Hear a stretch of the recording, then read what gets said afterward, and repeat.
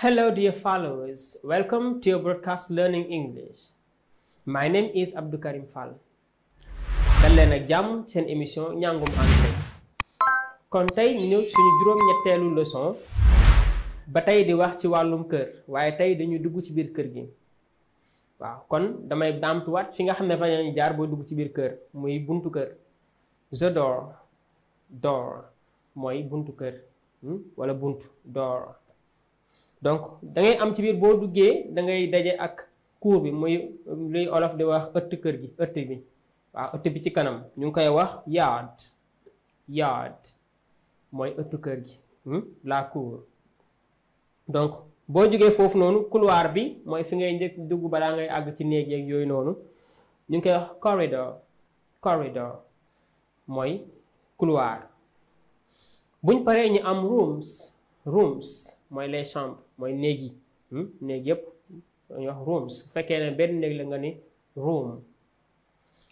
di nga am living room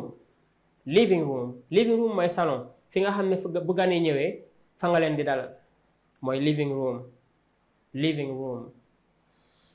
nga am dining room salle à manger mooy fi nga xam ne loolu ci mooy suñu tubaab yu ñuul yi fa la ëppee.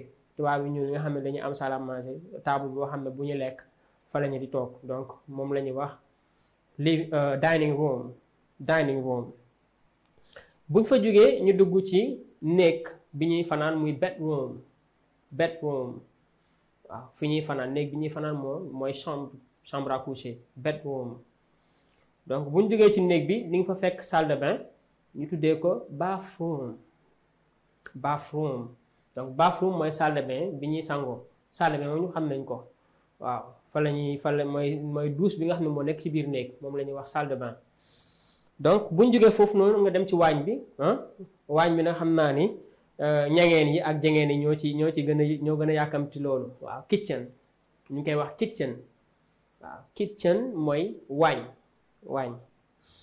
buñ jógee ci waañ di nga am ëtt bi ci ginnaaw ñu ngi koy wax backyard mooy ginnaaw moom anglais moo tax da ko taqale ak yard bi ñuy waxoon ci kanam mu yóbbu ko ci ginnaaw donc backyard. bi ci des mooy jardin bi am na ci kër yoo xam ne da ngay am jardin bu ndaw da nga fa def sa ay naanaaw ak ay ngunu nag yooyu noonu donc the garden mooy jardin. donc kon loolu leen indiloon tey ma bamtuwaat ko balaa may jeexal. door mooy buntu kër la porte. the yard mooy ëttu kër gi bi ci kanam. the corridor couloir bi boo faree nga dem rooms muy néeg yi. living room muy salon fi ñuy entrer gan yi. dining room néeg bi ñuy lekke. bedroom muy néeg bi ñuy fanaan chambre. bathroom fi ñuy sangoo ci néeg bi. kitchen muy waañ bi cuisine. backyard ëtt bi ci ginnaaw ak garden muy jardin bi. kon fi leen li lañ leen indiloon tey di leen jox daje fii ak samedi bii di ñëw sayonara.